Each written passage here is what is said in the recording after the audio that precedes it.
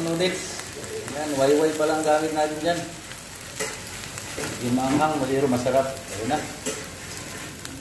What's up guys, mga kamaster? Magluluto tayo ng noodles with egg, with cabbage. Ayan, nagpainit na tayo ng mantika dito. Ayan na yung ating mga materialis. Ayan. Ayan na. I-start na natin yung ating luya.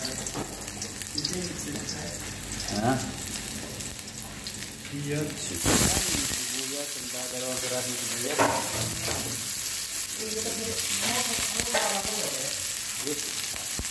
Isa lang muna natin dyan.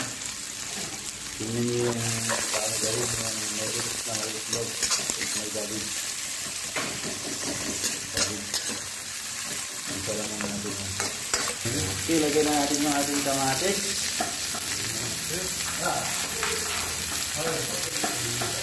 Isa lang natin yan.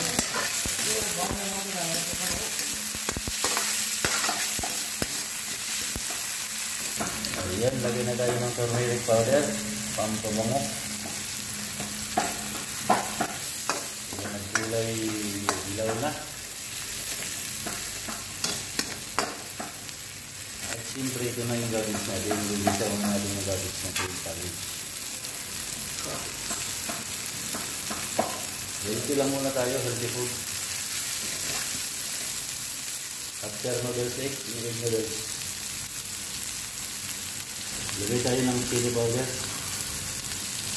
Itong panghang.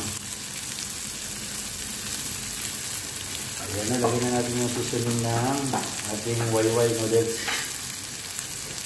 Hindi nyo magpapalasa. Ayan, siyempre haluin na natin.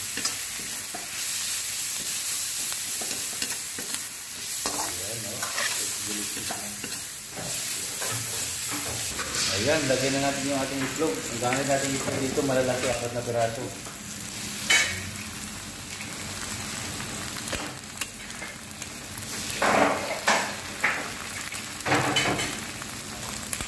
Ganyan lang yung style na pagluto natin ng noodles. Village style, local style. Siyempre, mag-add na tayo ng asin. Halo-haloin natin. Para lang tayo na omelet. Ayan na. Okay, pwede ba? Bilis lang. Huwag lang. Ayan.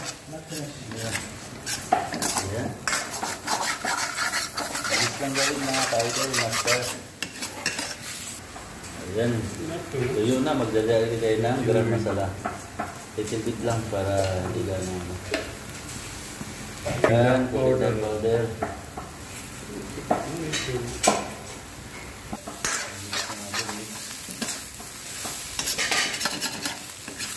Ayan, luto na. Ilagay na natin yung ating noodles. Ayan, wayway pa lang gamit natin dyan. Yung maanghang, maliro, masarap. Ayan na. In a few minutes, kainan na. Wow! Happy birthday!